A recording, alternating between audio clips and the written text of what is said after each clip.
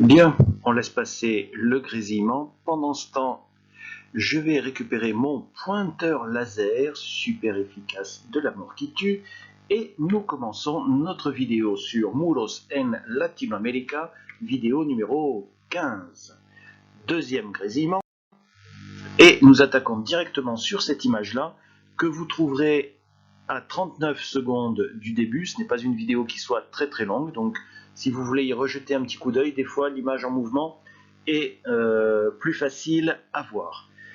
On va procéder de la même façon que la dernière fois. Sur fond noir, les questions qui sont des questions de description, c'est-à-dire ce que vous donnerez dans la réponse doit apparaître dans l'image, forcément.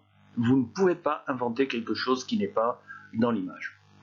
Et sur fond blanc, vous aurez donc tout ce qui est analyse, c'est-à-dire des informations qui sont sous-entendues, des interprétations que vous pouvez faire de l'image, donc quelque chose qui n'apparaît pas forcément sur la photo. Première question, que representa la imagen? Je ne pense pas que la question vous pose grand problème. Que représente l'image? Il me faut une description simple et efficace. Il faut que quelqu'un qui n'a pas l'image sous les yeux puisse s'en faire une idée approximative assez juste. Deuxième question, ¿cómo son las casas de la izquierda? Attention à la prononciation du mot casa, hein, on ne zozote pas en espagnol. Hein, depuis qu'il y a eu cette fameuse série qui se dit la Casa de Papel, beaucoup de gens font l'erreur. Et à la izquierda, ou de la izquierda, pardon, c'est à gauche. Donc comment sont les maisons à gauche? Attention, hein, c'est une seule et même image. Ça a été pris au même endroit, c'est une seule et même photo. Ensuite, como son las de la derecha? Comme je manquais un petit peu de place, je n'ai pas répété ici le mot casas. Il est sous-entendu, c'est ce pronom qui en prend la place. Comment sont celles de droite? D'accord? Bien, petite description rapide. Ne vous perdez pas dans les détails, même si certains détails peuvent être intéressants, comme le fait d'avoir des voitures bien alignées, bien jolies ici, d'avoir du gazon là. Là, vous avez des réservoirs d'eau qui sont sur les toits, c'est-à-dire qu'il n'y a pas d'eau courante. Vous pouvez remarquer aussi l'état général, etc., etc. Là, vous avez probablement en bas un petit potager parce qu'ils en ont peut-être besoin pour arranger, pour finir leur fin de mois, alors que là, c'est purement décoratif. Ensuite, que separa los dos barrios? Et je vous ai donné une image agrandie du bas de la photo, parce qu'on voit assez bien ce qui sépare les deux parties. Cette séparation est elle-même composée de deux parties.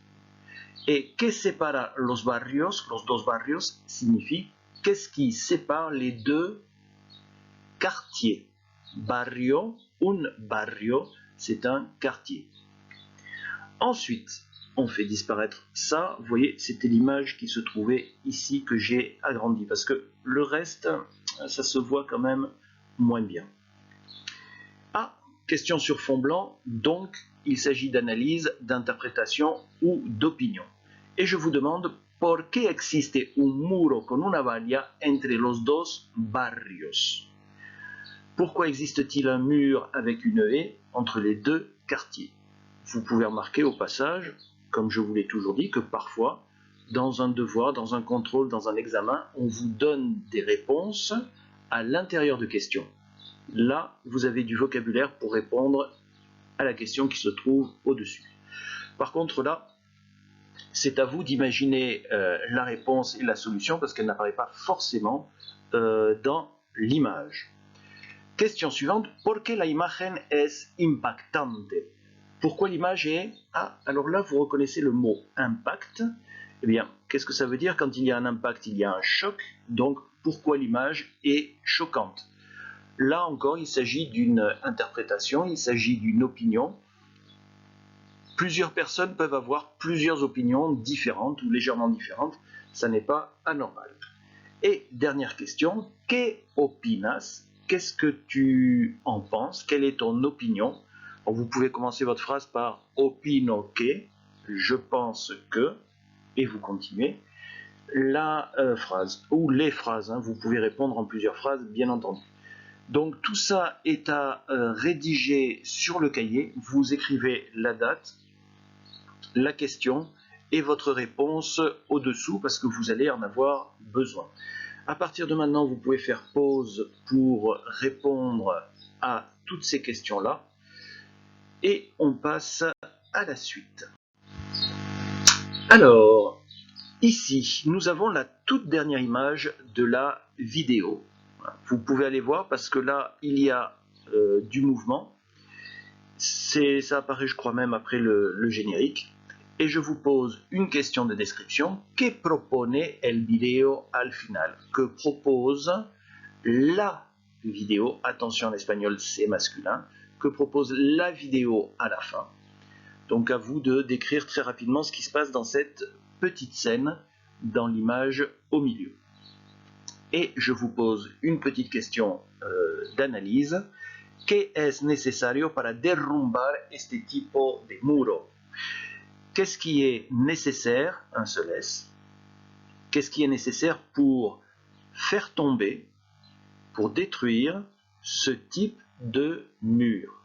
Encore une fois, ici, vous avez un verbe, vous avez des expressions ici que vous allez, à mon avis, pouvoir éventuellement réutiliser ici pour cette réponse-là.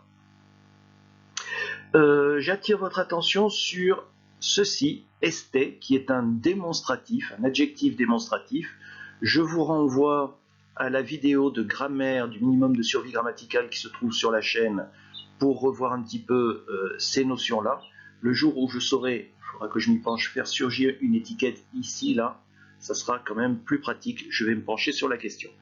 Maintenant, il va y avoir un petit problème là, avec es necesario. Pourquoi? Eh bien parce que l'utilisation de necesario va vous obliger à employer quelque chose que vous adorez, à savoir le subjonctif. Je vous rappelle que le subjonctif est un mode qui se compose de plusieurs temps, le présent et l'imparfait du subjonctif. Pour l'instant, vous en restez au présent et il va falloir l'utiliser pour une simple et bonne raison, c'est que votre réponse va commencer par probablement par es necesario que, il est nécessaire que, avec un seul S. Et ce es necesario que, c'est une expression que vous connaissez bien puisqu'elle déclenche l'utilisation du subjonctif. Vous la connaissez bien parce que vous pouvez remplacer necesario, qui est en jaune, par plein d'autres adjectifs et vous aurez quand même l'obligation après d'utiliser le subjonctif. Es interesante que, es cómico que, es probable que, es posible que. Donc vous voyez que c'est une expression importante. Bon, maintenant, si vraiment vous êtes lâche et que vous avez peur d'utiliser le subjonctif, il y a un moyen. Vous pouvez faire ça. Vous pouvez utiliser es necesario plus directement un infinitif. Alors par contre, il y a un petit inconvénient avec cette formule-là, c'est que on ne sait pas quel est le sujet. Enfin, il ne peut pas y avoir de sujet défini pour le verbe à l'infinitif. Ça peut être des phrases uniquement du genre il est nécessaire d'écouter la leçon de grammaire. Alors, on ne sait pas qui doit écouter la leçon de grammaire, c'est quelque chose qui est général, ça ne s'adresse pas à quelqu'un en particulier. Donc si vous faites une phrase du genre il est nécessaire de faire ceci ou cela, vous pouvez utiliser cette tournure-là qui vous évite le subjonctif.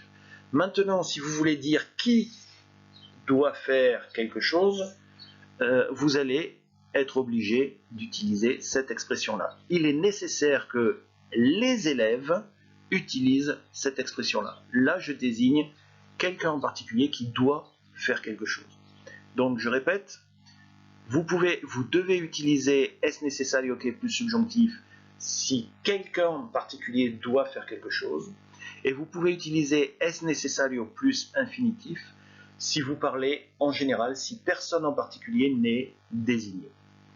Voilà, je crois que je vous ai donné suffisamment de travail. Pensez à bien rédiger bien lisiblement, pensez à copier les questions parce que je vais envisager éventuellement la rédaction d'un petit texte. Je vais probablement vous demander la rédaction d'un petit texte pour décrire cette vidéo, pour parler de cette vidéo. En attendant, la salle de classe qui apparaît et votre mot préféré et alors là dans tous les sens du terme, parce que nous avons fini avec cette vidéo et nous avons fini avec ce document. Pas avec le sujet, parce que le sujet est important particulièrement en troisième, mais on a fini avec cette vidéo et ce document. Je vous souhaite bon courage et on se retrouve pour la prochaine vidéo.